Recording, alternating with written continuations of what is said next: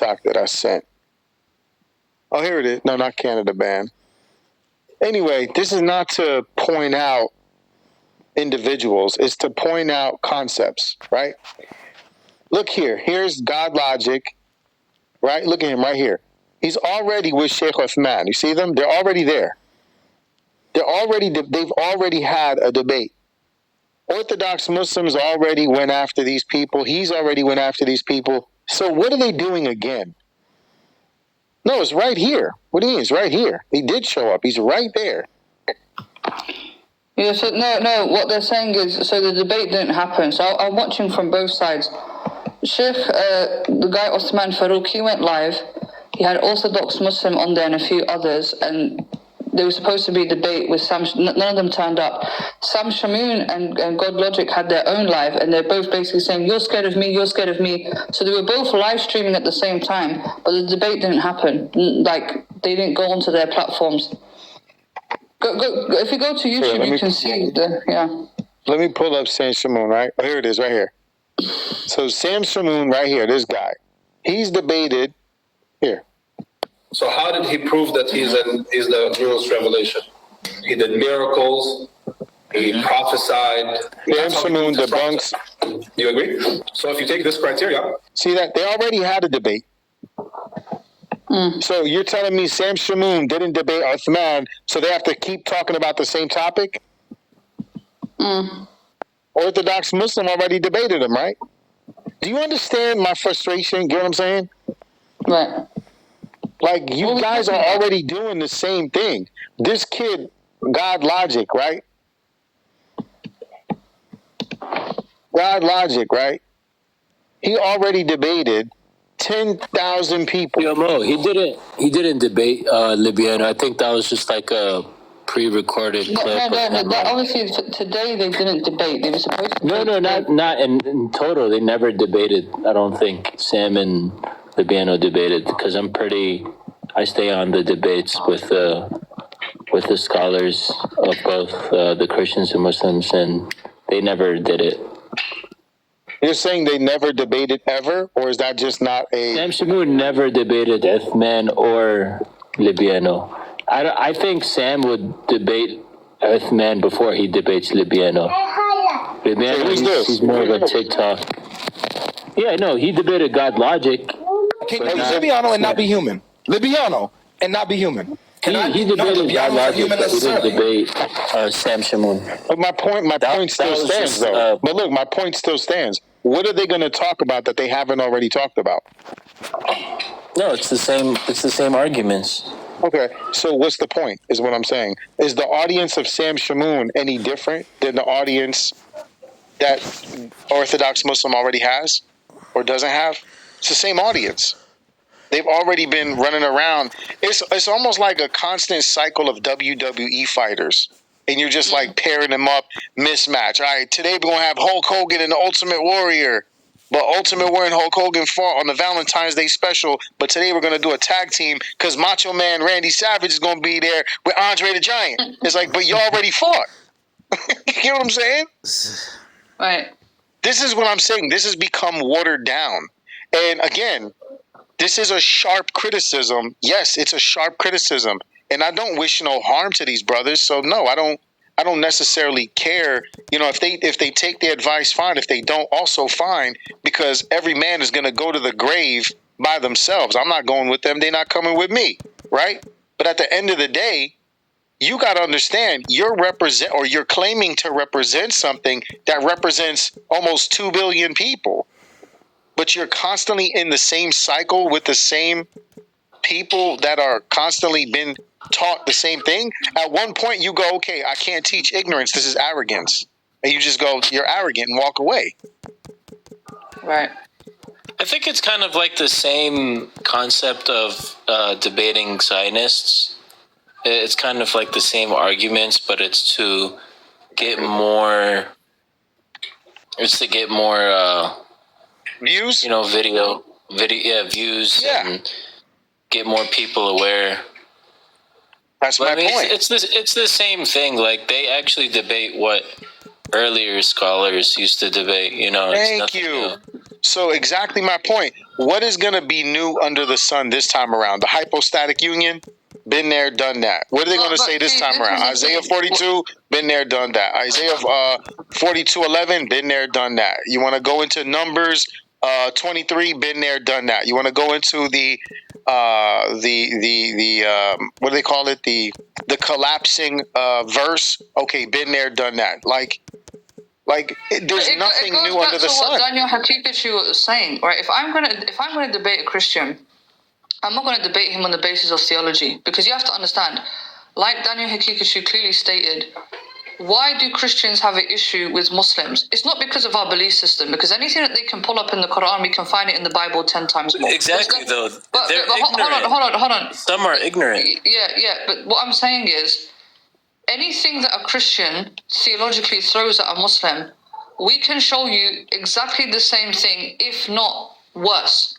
So what is the real reason why Christians, like Daniel Hakikachi said, why are Christians not criticizing Hinduism? Why are they not criticizing Judaism? Because this current wave of Christian Islamophobes is rooted in racism. Let me say that again, right? It's rooted in some sort of ethno-supremacy and some sort of racism, okay?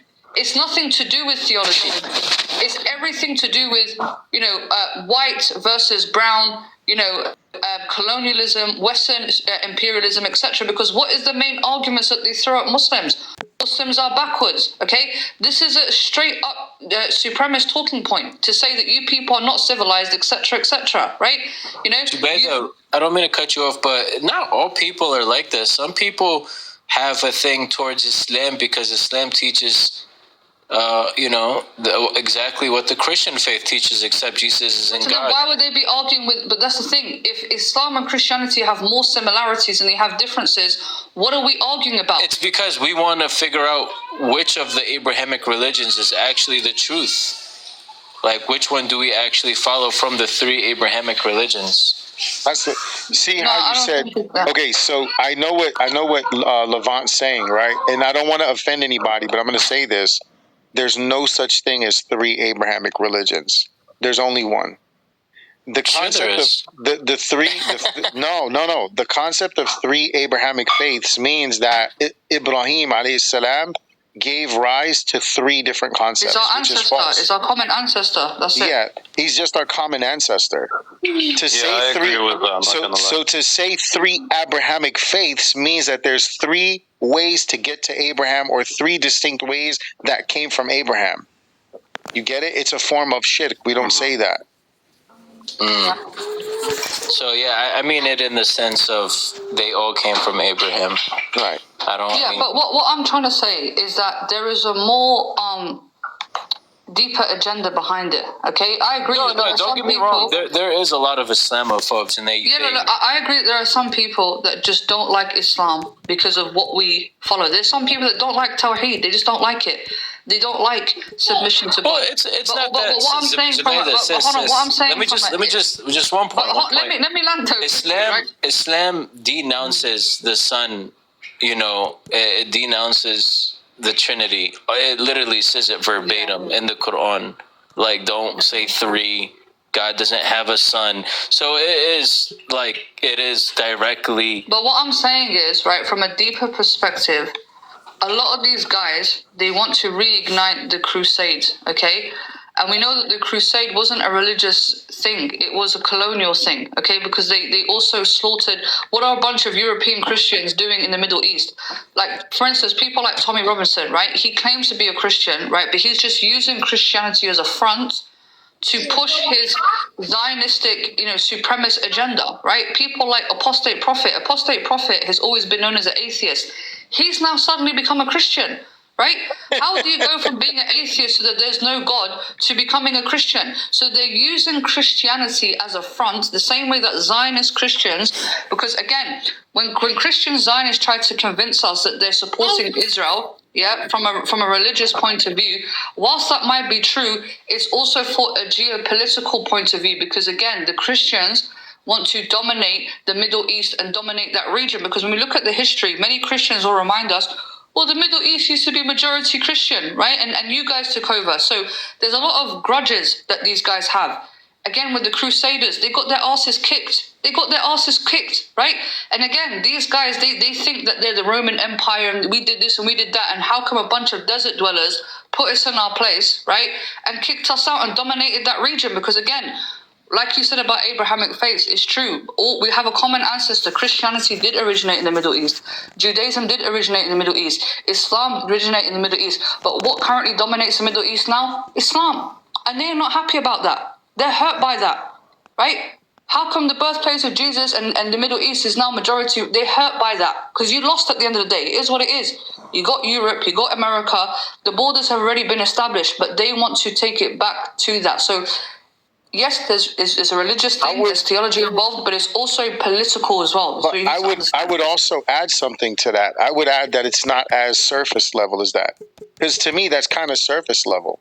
I would say that it's more nefarious because this is it resonates with me in the same way the first Crusades happened. The first Crusades, see, here's the part that, and you weren't here for this conversation. So I want you to think about this for a minute, Zubaydah. Think about this. The original scriptures were all written originally in Aramaic. All the scriptures, up to and including the original scripture that Jesus had in his hand, which at that time would be the Torah. This nonsense of it being written in Hebrew, this is all nonsense. The original scriptures were all Aramaic. How do we know this? Because everything at that time was Aramaic. We know this because of secular evidence as well. The Romans had to learn not just Latin, but their soldiers had to learn Aramaic as well. How do we know this? Because it was the language de franca. It was the language of the time. The only time that you had to, this revisionist version of Hebrew, you see later on develop. So now the scripture Jesus has is in what language? Aramaic, right? Now it leaves the area of the Judean Kingdom of Israel providence and somehow ends up where? In Greece. And then it gets converted into what language? Greek. But here's the law that I was telling you guys. Look, what is the word that it says here? Read what this says. If a Gentile studies the Torah, he is liable to receive the death penalty. So now, do you think a Sadducee and a Pharisee who just put Jesus to the Romans to get crucified, do you think they're going to appropriately translate or interpret for the Greeks what it actually says so that they can scribe it accordingly? No. So there's two people now that are giving rise. You have the West, who's giving their idea of what they think Christianity is, and then you have the East, who are the what? The original Israelites, who then adopted and started moving forward with this Messiah revelation, whom we call Jesus Christ. What do the West do? They mount up, they go into the Middle East, and what do they start doing? Did they start saving the Christians in the East? No, they started killing them first. See, so the Western churches were intruding into the Middle East, and their first victims were who? The Christian, what you would call the Christians of the East. What I'm saying. So now you have an understanding. Now, how does this come full circle? Let's wrap this up full circle. Why did Christianity, now think about this, there is no evidence to suggest that the Romans spread into Persia. You have the Byzantines, which are true. That's, you have Constantinople and all that area. But they didn't go and breach and get into Persia. They did not. But you had Christians from the East in Persia, not Christians from the West. Why? Because they started moving away as the West started coming in. They're fleeing them because they're getting killed. This is how you ultimately end up with Christians in Najran, which are the Christians of Arabia. The Christians in Arabia, and this is why it goes to the Quran. I asked myself this question, and this kind of ties into polemics, and I'm going to wrap it up, I promise you guys. Just follow the ball. When the Christians in Najran are in Najran, there was 30 tribes, okay? There's the Christian population of Najran. And I asked myself this question, why is it that when the Prophet went to go deal with the Christians in Najran, It was a multitude of them where they were not Trinitarian in creed. They were not. I said, how can that be? Because this is the sixth going towards the 7th century. Clearly, the Trinity had been established in the 3rd century, right? So you're telling me there's a 400-year gap. I'm sure it spread that way, but why didn't it get to the Middle East? Well, apparently what happened was the terrain of Arabia was so bad, and by that time, the depletion of resources and the difficulty of the terrain made it difficult for the Romans to stretch out that thin, for the Byzantines to stretch out that thin. They stopped. So what happened was the last-ditch efforts of the Christians who were still, quote-unquote, monotheistic, the way that we understand monotheism, their last-ditch effort was to funnel up into places like Arabia, what is present-day Qatar, was in present-day UAE, what is in present-day Yemen, and the hubs of Najran, and present-day Yathrib, a.k.a. Medina. And so as West started going east, the East started going southeast. See how this works? And then all of a sudden, you notice the Quran switches gears. The same way it addressed the Jews earlier in a certain manner by calling Beni Israel, then the Quran switches gears, no longer refers to Beni Israel, and now starts referring to El-Yahud.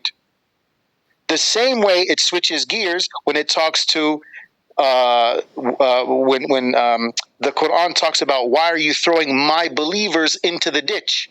And I said, how can this verse, which by the way is talking about the Christians, Allah is questioning the pagan Arabs about the Christians, saying they are my believers. I said, whoa.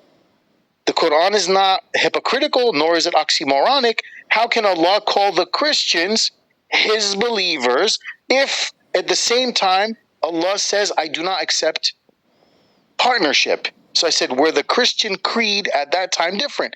It turns out they were what you would call today monotheists. They held the absolute nature of Allah as supreme, but they did believe that Allah had a son. But the son was not Allah. You understand? They had a distinction. So I said, subhanallah. So why did they have that creed, and how did they get there? Because if you know anything about early Christendom, where did they all want to be? Jerusalem. Why would they want to be in the middle of a desert when they could be in where?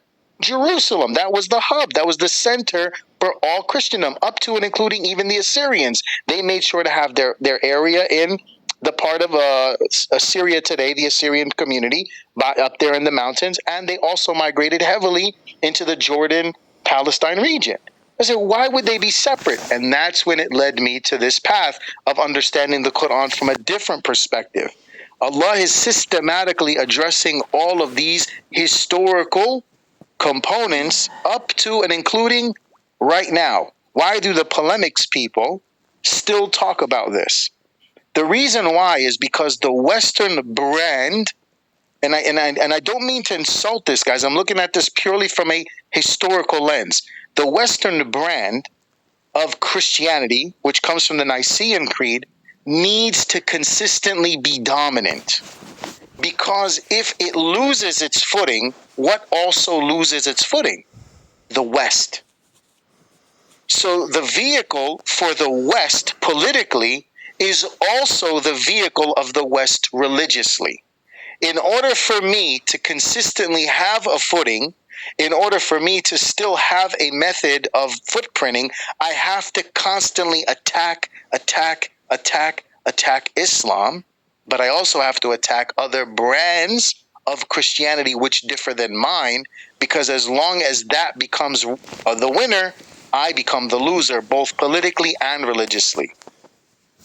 You understand what I'm saying? Because now you have a movement in Christianity. Do you guys ever hear of this person called the Halal Christian? You guys ever heard of them? Yeah. So now there's a movement called the Halal Christian. There's a dude and a lady, and I keep forgetting them. And they're going, why are you guys doing this? This is not originally our concept. This was given to us, enforced on us as a concept. And they're like going through it. It's like really serious, and they're getting a lot of heat.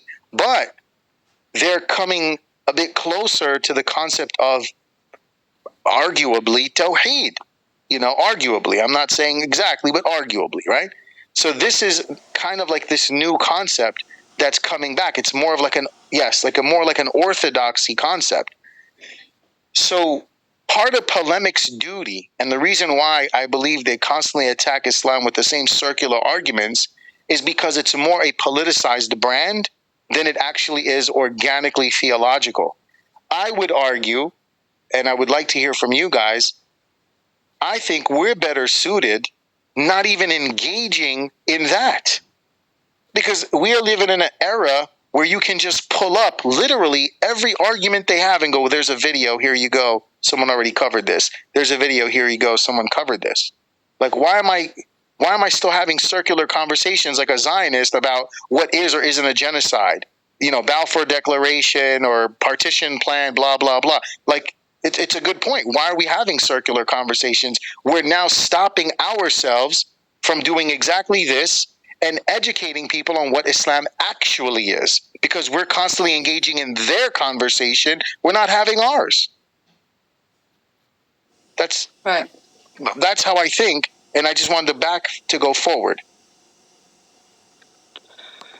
No, I mean, that makes sense. I mean, like we've established, that is not our scene. That is not our arena. Obviously, occasionally we might engage in these discussions, but there's, we've got bigger work to do, man, and Zionism is the root head of all of this chaos, so if you cut the snake's head off, you're basically doing the job, Imagine saying I need to focus on this guy and what he believes in. Meanwhile, we got a country like Somaliland raising the Israeli flag. We got the UAE supporting the genocide of Sudan. We got the Saudis talking about alcohol in Riyadh. And we want to focus on the outside. Man, we got a lot of work on the inside. Right. But I'm going to go, but next time, Mo, if you have the time, I don't know if you're subscribed to Daniel Hakikachu, but I really would recommend playing the Wahhabi documentary that he... Oh, I am. That's tomorrow. As a matter of fact, come through tomorrow. That's what I'm going to be doing. I really subscribe to him. He's very good, man. Like I said, right now, all the Wahhabis... Remember I told you they put out a letter to cancel him. 30 people signed it. That's who they're trying to get rid of, because... Who's going to cancel him? Wahhabis? Yeah, basically. Yeah, they're signing their own death certificate. Listen, they tried doing this shit online. And let me make this abundantly clear. I never came to TikTok, and I'm sure Z's the same. I never came here to make friends. If I make friends, I am so humbled by that. Thank you. That's a blessing from God. But I did 100,000% expect to make enemies, because oftentimes when you speak your mind, you're being transparent, you're being honest, and the only thing you're afraid of is your creator. You're going to make a lot of enemies. The fact that I have a lot of enemies and my name is on a lot of people's mouths, alhamdulillah. Look, every time they say a nasty thing about me, I did a lot of dirt in my day. They're taking my sins. I say, alhamdulillah. Allah loved me so much. He allowed all of these ants, right, these vermin to come up and eat my trash, so only I could be refined and rebirthed, polished. You know what I mean? I'm good. Absolutely. But no, inshallah, please don't play it without me, because I would like to be here. And yeah, I appreciate you, appreciate the panel, and inshallah, we'll be back tomorrow. Assalamu alaikum. Alaikum salam wa rahmatullah. Guys, I just want to say that really mean a lot to me that you guys show our sister Z some love. Look, I'm going to say something, and I hope it's not received in the negative way. I'm pretty sure most of you will understand what I'm about to say. One second, Brother Levant. When a sister like Sister Z comes on my panel, okay, I know she's not in a genocide, right? I know she's not under any specific threat of life and death. But I want you to hear me out. How many strong, amazing female voices do we genuinely have? And how many of them break night because they don't just have the grit, they don't just have the passion, they don't just have the knowledge, they're sincerely loving in what they do. They genuinely love what they do. It means a lot to me when you bless her panel box. And I wanted to say this when she wasn't here, because I really want you guys to understand. You're my team, You're my team, and I appreciate you guys for being my team, but I'm not a selfish scumbag like other content creators.